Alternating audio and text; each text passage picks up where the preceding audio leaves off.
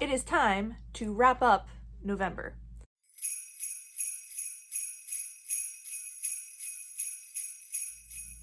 Hi everyone, my name is Julie. This is Keep Calm with Books and Coffee, and today I'm going to be doing my November wrap up. This is going to include a couple of stats, and then we are going to move through the books that I read in the second half of November. If you want to see what I read in the first half, there is a video for that, and I will have it linked and you can check it out.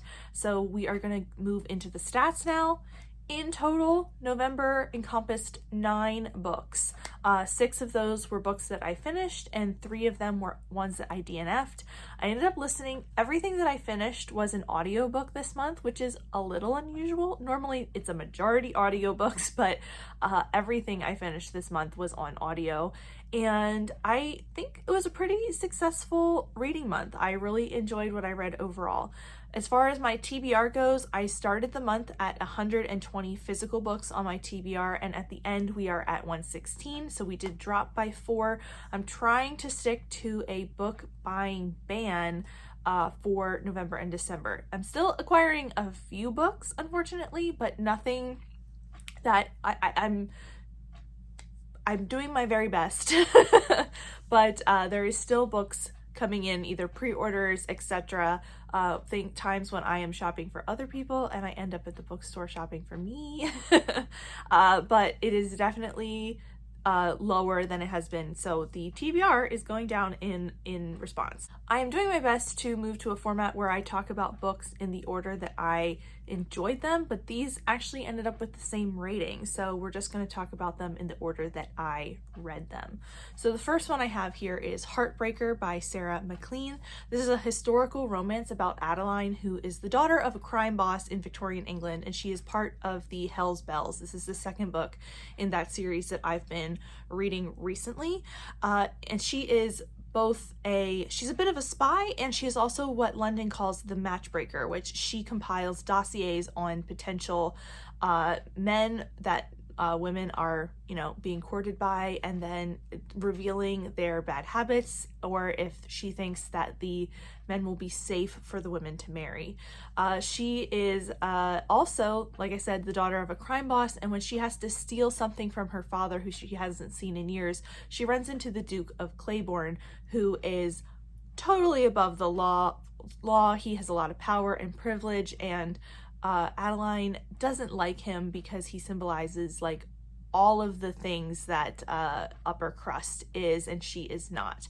Of course, this is a romance, so we have to have a setup that the two of them are forced to be in proximity together. When the Duke of Claiborne's brother runs off with one of Adeline's matchbreaker clients, they have to race to Gretna Green to try and stop them from getting married, and that's where the story kicks off.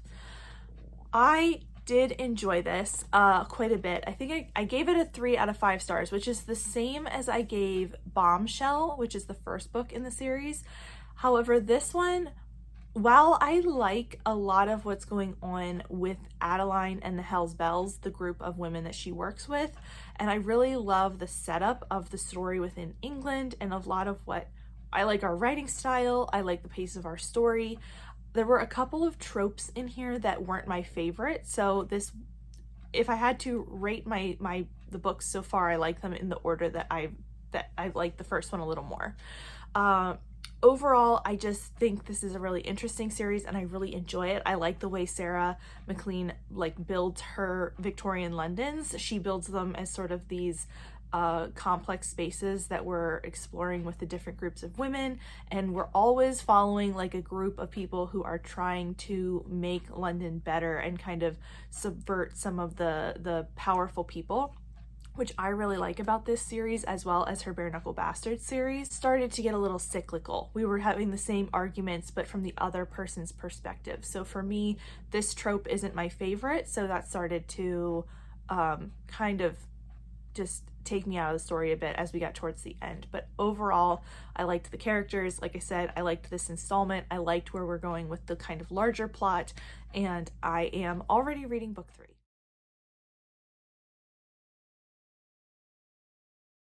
Next up is September House by Carissa Orlando, and this is a horror slash thriller, or at least that is how it is billed. It's a standalone, and we're following Margaret, who is a woman in her 50s who she bought this house, this beautiful old house, in order to have a home. She and her husband both grew up kind of in a, they never had a permanent home. They moved it from place to place, and they bought this house hoping that this could be their final home and a place where they felt at home. Unfortunately, the walls bleed, and every September lots of ghosts make their way out of the walls. Margaret has sort of resigned herself to this fact, but when her husband goes missing and her daughter comes to investigate what has happened to her husband, Margaret has to kind of face that this is not normal and that there is things going on in the house that are disturbing. I think this book is billed a bit incorrectly because especially the first half of the book, it feels a little bit like a cozy mystery mixed with a horror, mixed with a kind of satirical story. Like, it feels like a bit of a critique of the horror genre as well as being a bit of a horror novel, but like I said, with those other elements mixed in. So there's a lot going on here and a lot of different genres. It's very blended and it's a very interesting voice. Margaret has a very interesting perspective on what's going on in her house, and I enjoyed the first half of this book so much. The vagueness of the description doesn't include any, I didn't think it included any hints about what the contents warnings were, so I would definitely check out the trigger warnings for this because there are quite a few and we get a lot of it on page, so definitely something to check out for before you jump into this. But it is super interesting the way the author went about this book and how she wrote Margaret's voice and Margaret's perspective on what's happening. So I was really fascinated by all of that. There was a specific point where she lost me though. I was enjoying this so much, and then, you know, every horror thriller book kind of hinges on the ending and how that is all pulled off. So in the end, I basically have two big quibbles with this book. One is that the other characters that weren't in the house felt pretty flat. Margaret's daughter and her husband just felt like they had one big personality trait and then the rest was just sort of fuzzy. I didn't feel like we really developed them throughout the book or like got a good clear picture of what was going on with them. And I don't know if that was intentional with Margaret because Margaret was such a focus of the book, but it just started to feel like I didn't have a clear picture of them, and I wanted a clearer picture of them. So because I'm kind of talking about a deeper part of the book and sort of something that is specific about what's happening, I am going to put like a spoiler warning here. I think I am pretty cautious about how much information I give you about the book and the events, but if you want to know like absolutely nothing, you can skip past the point where I say spoilers on the screen. And then the second part is the part that really kind of knocked down my rating of this book. It's going to end up at like a 3.5, and that is mainly because of a section of this book where mental health is used as a plot device for a time. And I think when this started to happen, it completely took me out of the story. Like, it completely ruined my immersion in the story because I got so focused on why is this the route we're taking and why does this have to be the explanation?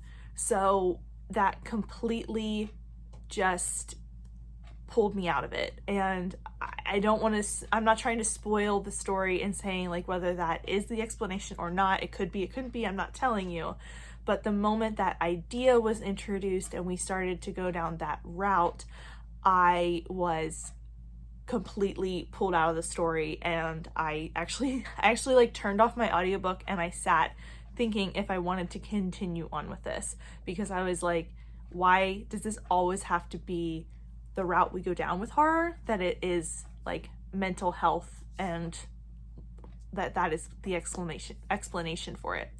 So I did continue. I did finish the book. It is going to be a 3.5. I did enjoy the ending of the story, and I think that the part I'm talking about was handled fairly well, but I didn't like that it was included, and like I said, it completely took me out of the story, and I had to like think about if I wanted to continue. At the end of the day, I think the atmosphere of this book was good, and I really did enjoy the like blend of satire, cozy mystery, horror that we got here, and it was a really interesting read, but I did have some big quibbles with it. So, moving on.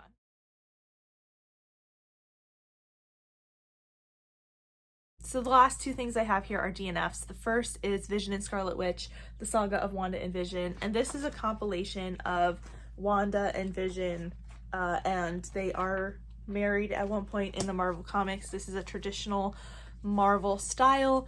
And unfortunately for me, I just simply don't have enough knowledge to read this book. I am a person who has to read things from the beginning, and with comics that is very challenging.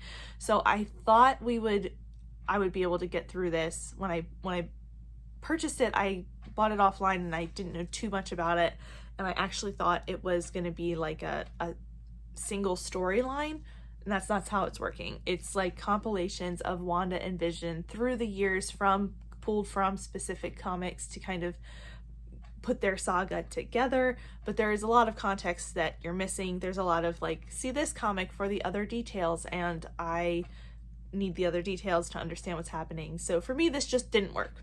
It's not the book's fault, it's my fault because I don't have enough context. So this, I hope somebody else enjoys this more. Then the other book I have here is Daughter of the Storm by Kim Wilkins. This is a high fantasy story that's the start of a series, and in this we are following 5 sisters who they each have a different part to play in this world, but they are all like the daughters of the king, and when the king is struck down by a mysterious illness, they have to work together in order to keep the crown out of their stepbrother's hands. What I didn't like about this book was that each of the 5 sisters that we met, as we met them, just felt like they were one thing. I don't want to like make it sound like I did not like any of the characters in this book, whether it was the minor characters all the way up to like the main 5 sisters. I didn't like anyone and I didn't care about any of them, and I got about 50 pages in and I was just like, this is not. I checked some reviews on Goodreads, and there were several that felt the same way I did, so I just was like, this isn't going to be for me. I don't want to make it sound like the women were unlikable, so I couldn't read this book. Because it wasn't so much that I didn't like the characters, it was that they felt one-dimensional to me, and I couldn't seem to connect with any of them on a way that made me care about reading about them. So, for instance, Bluebell is the oldest sister. She is the heir to the kingdom, and she's the one that kind of summons the other 4 sisters back so that they can try and keep the crown out of their stepbrother's hands. But it didn't seem necessary at first. It seemed Bluebell was she was paranoid and a warrior, and that was everything we got from her for the first bit of time that I read this book. That was literally everything. It just, every time because we're switching between all the sisters' perspectives, so, and there were a lot of perspectives in this book, which was also something that I was like, is not for me. But we kept switching to her perspective, and everything she did was because she was paranoid and because she was a warrior, and she had to keep proving she was a warrior. And it just felt like this was going to go on forever. And then the other sister was obsessed with this lost love that she had, and the third sister was a seer. I lie, she's the only one that I liked and cared about, but her one perspective wasn't going to keep me going for this entire book. So we DNF'd.